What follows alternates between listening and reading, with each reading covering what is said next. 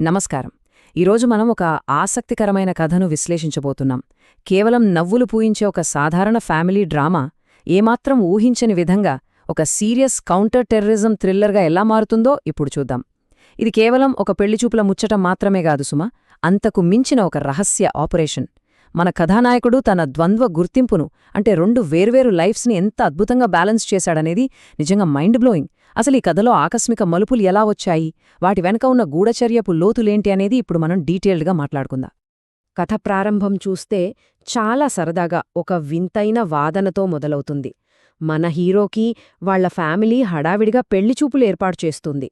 కాని ఆ అమ్మాయిని రిజెక్ట్ చేయడానికి అతను చెప్పే కారణాలు వింటే ఎవరికైనా నవ్వాగదు.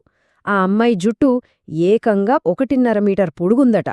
చూడండి, ఇంత చిన్న విషయాన్ని పట్టుకొని పెళ్లు క్యాన్సిల్ చేసుకోవాలనుకునే ఒక సాధారణ కుర్రాడిలా తన ఫ్యామిలీతో తన పడే పాట్లు మనల్ని వెంటనే కథలోకి లాగేస్తాయి. ఇక్కడే ఈ కథలో ఉన్న అసలైన మ్యాజిక్ బయటపడుతుంది. ఒకే వ్యక్తిలో ఉన్న రెండు పూర్తి భిన్నమైన కోణాలను మనం గమనించొచ్చు. ఒకవైపు చూస్తేనేమో అమ్మాయికి బొద్దింకలంటే భయమని, జుట్టు పొడవు ఎక్కువగా ఉందని వంకలు పెట్టే ఇష్టంలేని పెళ్లికొడుకు.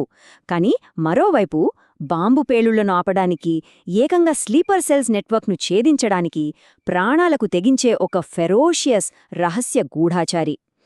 ఏమాత్రం సంబంధం లేని ఈ రెండు పాత్రలను ఒకే కథలో ఎంతో కన్విన్సింగ్గా బ్యాలెన్స్ చేయటం నిజంగా ఈ కథలోని గొప్పతనమని చెప్పాలి. అసలు ఈ కథలో స్టార్టింగ్ సీన్స్ ఎంత ఉరుగులు పరుగుల మీద జరుగుతాయో తెలుసా? జమ్మూ నుంచి ముంబై సెంట్రల్కి ఆ జవాన్ రావడం ఆలస్యం, కనీసం యూనిఫామ్ మార్చుకునే టైం కూడా లేకుండా వాళ్ల ఫ్యామిలీ అతన్ని నేరుగా ఆ అమ్మాయి వాళ్ల అపార్ట్మెంట్కి లాకెళ్ళిపోతారు. ఎందుకంటే అష్టమి రాబోతోంది. కరెక్ట్గా ఇంకో 20 నిమిషాల్లో అష్టమి ఘడియలు పడిపోతాయి కాబట్టి ఆలోపే ఆ అమ్మాయిని చూసి తీరాలని వాళ్ళ నాన్న ఆజ్ఞాపిస్తాడు. ఈ హడావిడి, ఆ గందరగోళం, ఇదంతా చూస్తుంటే ఒక పర్ఫెక్ట్ కామెడీ ఫిల్మ్ ఫీలొస్తుంది కదూ. అయితే ఇక్కడ అసలు సిసలైన ఫన్ ఏంటంటే, ఆ అమ్మాయిని వద్దనడానికి మన హీరో చెప్పిన ఆ 3 వింత కారణాలు. మొదటిది, ఆ అమ్మాయి జుట్టు 1.5 మీటరుందట. దాన్ని దువ్వి ముడేసుకోవడానికే రోజుకు 3 గంటలు పడుతుందని ఒక లాజిక్. రెండవది, ఆమెకి చాలా సిగ్గట. పైగా బల్లీ బొద్దింకలను చూస్తే ఆమడదూరం పరిగెత్తే టైపు అని ఇంకో రీజన్. మూడవది, ముంబైలాంటి మెట్రోసిటీలో ఉంటున్నా కూడా చూడటానికి పల్లెటూరమ్మాయిలా ఉందని లాస్ట్ కంప్లైంట్. ఈ సిల్లీ రీజన్స్ అన్నీ చూస్తుంటే అరే, ఇది పక్కా ఫ్యామిలీ డ్రామా అని మనం ఫిక్స్ అయిపోతాం. సరే, ఇక్కడే మనం కొంచెం సీరియస్ అవ్వాల్సిన అవసరముంది. అంత సరదాగా నవ్విస్తూ సాగిపోతున్న ఒక ఫ్యామిలీ కామెడీ ఉన్నట్టుండి ఒక జాతీయ భద్రతా ముప్పుగా, అంటే ఒక నేషనల్ సెక్యూరిటీ థ్రెట్గా ఎలా మారుతుంది? ఎందుకంటే ఇక్కడ్నుంచి కథలో టోన్ సడన్గా షిఫ్ట్ అవుతుంది. ఒక సాధారణ పబ్లిక్ బస్లో మొదలైన ఒక చిన్న సంఘటన మొత్తం దేశాన్నే ఉలిక్కిపడేలా చేసే ఒక భారీ టెర్రరిస్ట్ ఆపరేషన్కి దారితీస్తుంది. బేసిక్గా అక్కడ్నుండే కథలో టెన్షన్ పీక్స్కి వెళ్తుంది. అసలు ఆ ప్లాట్ ట్విస్ట్ ఎలా జరిగిందో మనం ఒకసారి డీకోడ్ చేద్దాం.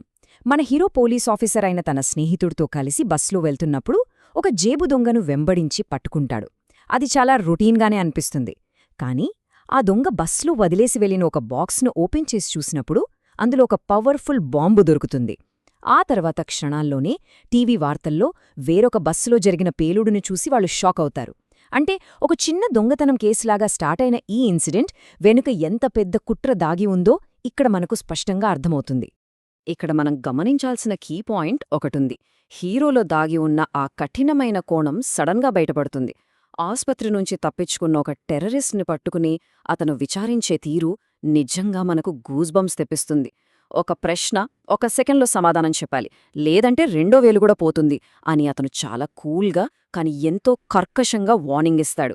ఒక్కసారి ఆలోచించండి, అంతకు ముందు బొద్దింకల గురించి భయపడే అమ్మాయి వద్దు అన్న ఆ ఫన్నీ కుర్రాడేనా ఇతను అన్నంతగా ఒక ప్రొఫెషనల్ ఏజెంట్లా అతను మారిపోయిన తీరు అద్భుతంగా ఉంటుంది. ఎగ్జాక్ట్లీ, ఇక్కడే అసలు నిజం రివీల్ అవుతుంది. అతను బార్డర్లో కాపలా కాసే ఒక సాధారణ జవాన్ మాత్రమే కాదు. అతను డిఐఏ, అంటే డిఫెన్స్ ఇంటెలిజెన్స్ ఏజెన్సీకి చెందిన ఒక టాప్ స్పెషలిస్ట్, ఒక రహస్య గూఢచారి. ఈ షాకింగ్ నిజం అతని స్నేహితులకు కానీ, చివరికి అతని సొంత కుటుంబానికి కానీ ఏమాత్రం తెలియదు. వాళ్లంతా అతను జస్ట్ ఒక ఆర్మీ సోల్జర్ అని మాత్రమే అనుకుంటారు. దేశరక్షణ కోసం ఎవ్వరికీ తెలియకుండా ఒక అండర్కవర్ ఏజెంట్గా అతను తన డ్యూటీని ఎలా నెరవేరుస్తున్నాడనేది ఇక్కడ మనకు క్లియర్గా తెలుస్తుంది. ఈ స్పై ప్రపంచం ఆ యుద్ధాల వెనుకొన్న భయంకరమైన వాస్తవాలు ఎంత డార్క్గా ఉంటాయో ఇక్కడ మనకు కళ్లకు కట్టినట్లు కనిపిస్తుంది. ఆస్పత్రి సెక్యూరిటీ గార్డైన సోమశేఖర్ను ఇంటరాగేట్ చేస్తున్నప్పుడు మన హీరో తన తోటి సైనికుడు రవి గురించి ఒక గుండెల్ని పిండేసే నిజాన్ని చెప్తాడు. శత్రువుల చేతికి చిక్కిన రవిని 7 రోజులపాటు చిత్రహింసలు పెట్టి కళ్ళు పీకేసి బీర్ బాటిల్తో అత్యంత దారుణంగా ఎలా చంపారో వివరిస్తాడు. ఇందాక జుట్టు పొడవు గురించి ఫన్నీగా కంప్లైంట్ చేసిన వాతావరణమెక్కడా, ఇప్పుడు దేశం కోసం ప్రాణాలు వదిలిన ఒక సైనికుడి దయనీయ స్థితి ఎక్కడా? ఈ కాంట్రాస్ట్ నిజంగా మనల్ని ఆలోచనలో పడేస్తుంది. ఆ సీక్రెట్ ఏజెంట్స్ వరల్డ్లో లాజిక్స్ ఎంత కఠినంగా ఉంటాయో ఇక్కడ మనం స్పష్టంగా గమనించవచ్చు. టెర్రరిస్ట్కి హెల్ప్ చేసిన ఆ సెక్యూరిటీ గార్డ్కి హీరో రెండు ఆప్షన్స్ ఇస్తాడు. ఒకటి, తనని తాను కాల్చుకోవడం. అలా చేస్తే అది ఆన్ డ్యూటీ మరణంగా రికార్డయ్యి అతని కుటుంబానికి పెన్షన్, ఒక ఉద్యోగం వస్తుంది. 2, హీరో చేతిలో చావడం. అలా జరిగితే అతను దేశద్రోహి అని ప్రపంచం మొత్తానికి తెలిసి అతని కుటుంబం రోడ్డున పడుతుంది. ఎలాంటి ఎమోషన్స్ లేకుండా ఎంతో ప్రాక్టికల్గా ఒక శత్రువుని సైకలాజికల్గా దెబ్బతీసే ఈ విధానం నిజంగా మైండ్ బ్లోయింగ్. ఇక ఫైనల్గా 12. ఈ విశ్లేషణను ముగించే ముందు మనం ఈ భారీ కుట్ర రేంజ్ ఏంటో అర్థం చేసుకోవాలి. ఇది కేవలం ఒక బస్ బాంబ్ పేలుడు కాదు. ముంబై మహానగరంలో ఏకంగా 12 చోట్ల ఒకేసారి దాడులు చేయడానికి స్లీపర్ సెల్స్ సిద్ధంగా ఉన్నాయని హీరో లాస్ట్లో కనిపెడతాడు. ఎంతో సరదాగా మొదలైన ఒక సాధారణ ప్రయాణం ఒక నగరాన్నే నాశనం చేయగల 12 ముప్పులను కనిపెట్టే స్థాయికి ఎలా చేరిందో చూస్తే ఎవరికైనా ఆశ్చర్యం వేయక మానదు.